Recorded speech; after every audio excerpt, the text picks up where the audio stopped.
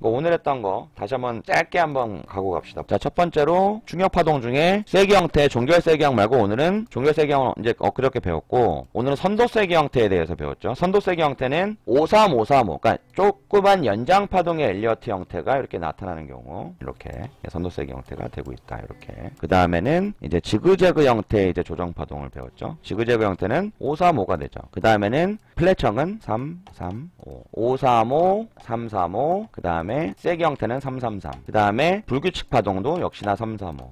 근데 불규칙 파동과 지그재 형태가 다른 건 뭐예요? 이 두 번째 3에서, 그러니까 5파동째에서 가다가 1, 2, 3. 3을 가는데 고점을 넘지 못하면 플랫형이라고 보는 것이고, 넘고 올라가면은 불규칙이 될 확률이 있는 거죠. 그러니까 여기 올라갔는데 이렇게 올라갈 수도 있는 거예요, 사실은. 근데 올라가지 않고 이거를 그 다음에 이렇게 내려온다. 이거는 불규칙 파동이, 이런 파동들이 하방으로 굉장히 강력한 추세 전환의 신호가 될 수 있다라는 거죠. 무슨 말인지 아시겠죠? 여기까지만 기억을 하시면 됩니다. 이게 많이 배우지 않았어요. 근데 지금 보시면 선도세기형하고 지그재그 형태, 플랫형, 불규칙, 이 네 가지가 제일 중요하죠. 오늘 선도세기형, 전도세기형하고 지그재그, 그 다음에 플랫형, 그리고 불규칙 조정, 네 가지 배웠죠. 네 가지 패턴 배운 겁니다. 몇 개 안 배웠어요. 네 가지 패턴이에요. 근데 어렵죠.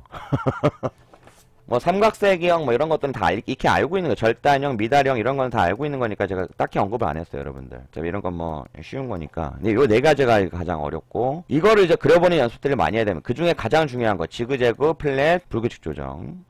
사실 이 지그재그랑 플랫에서 가장 타점이 많이 나옵니다. 이 불규칙 조정은 사실 약간 예측하기 어려워요. 그 상황에서 좀 굉장히 기민한 대응을 했는데 이런 모양도 있다라는 부분, 강력한 조정의 어떤 추세 전환의 신호탄이 되는 이런 부분 정도만 우리가 좀 알고 있으면 되고, 가장 많이 타점을 잡는 건 지그재그 형태나 플랫형입니다. 이거 사실 이게 두 가지야.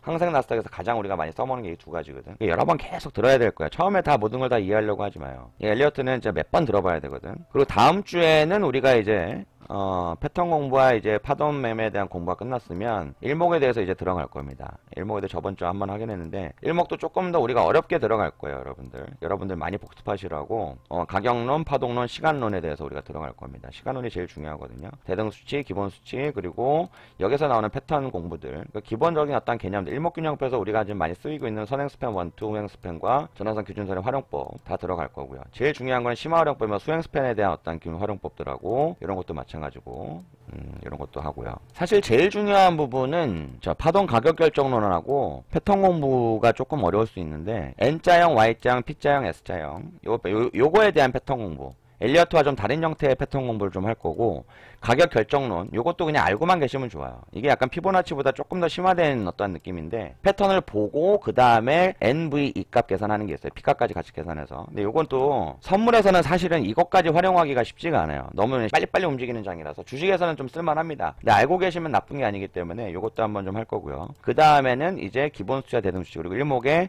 가장 실전적인 이제 활용법들, 요거를 이제 다음 주에 우리가 이번 주처럼 9시부터 아마 일목도 좀 부족할 수 있는데 일단 최대한 좀 빨리 좀 해봅시다. 이것도 한번 우리가 마지막 이렇게 이제 실전까지도 한번 해볼 거고요. 이런 것도 있고 막 정리 한번 해주시고 이런 것도 하고, 그 다음 주에 이제 나머지 것들 스토캐스틱하고 뭐 볼뱅 같은 거 여러분들도 좋아하시는 거니까 이런 것들도 하면은 좋을 것 같은데, 그거는 이제 다음 주 끝나고 나서 한번 좀 생각을 좀 해볼게요.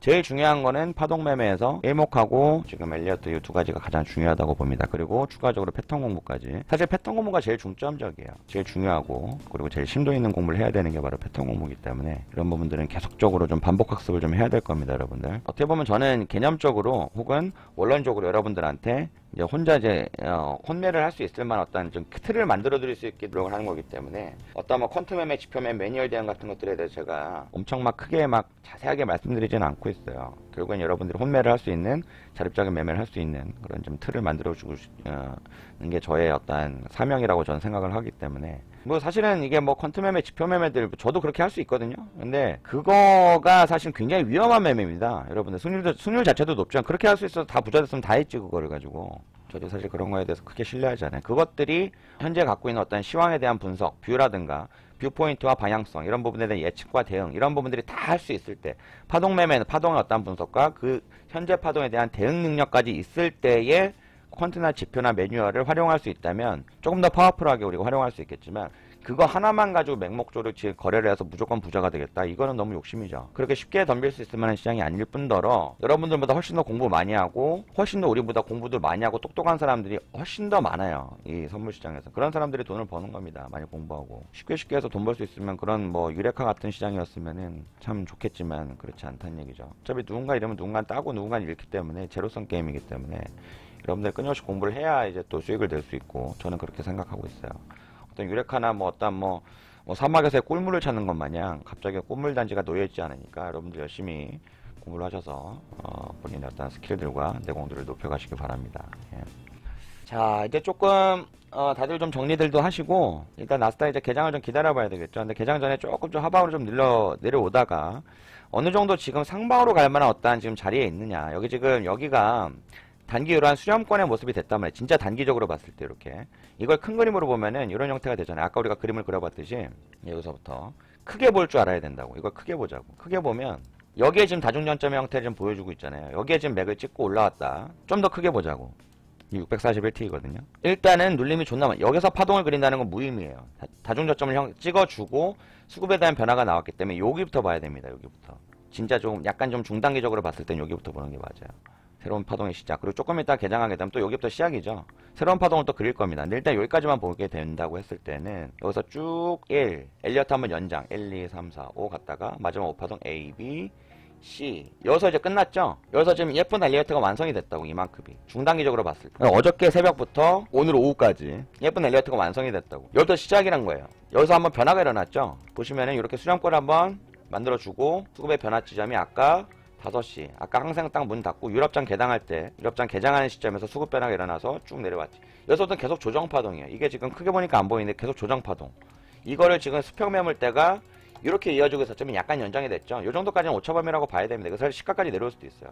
여기까지 내려올 수도 있고. 근데 이거를 만약에 우리가 좀 시간봉의 관점에서 크게 본다라고 했을 때는 시간봉으로 봅시다. 이제 시간봉 본다면 여기서 이렇게 움직이고 있죠. 이렇게 지금 이렇게 올라온 이 파동을 노려줄 수 있다는 얘기죠. 어디까지 내려올지 모르겠지만 이 파동을 이제 노릴 만한 요게 좀 굉장히 좁아 보이지만 이걸 좀 가까이 보면은 상당히 커요. 여기서부터 여기까지만 노리더라도 이게 매틱이야. 784에서 825까지 보면은 거의 한 150틱이 넘습니다. 이만큼이. 굉장히 좁지만 150틱이 넘어요. 여기서 우리가 50틱 노려갈 수 있죠. 충분히 노려갈 수 있습니다.